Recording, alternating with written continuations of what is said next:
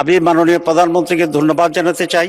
সাংবিধানিকভাবে কার্যপ্রণালী বিধি অনুসারে আজকের এই মহান সংসদের সভাপতি করার জন্য যার নাম প্রস্তাব করেছেন, উনি অত্যন্ত একজন সজ্জন, উনি অত্যন্ত প্রাচীন রাজনীতিবিদ।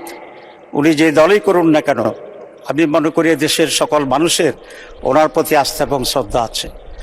মাননীয় প্রধানমন্ত্রীর এই প্রস্তাবকে আমরা বিরোধী দলের পক্ষ থেকে পূর্ণ সমর্থন জানাচ্ছি।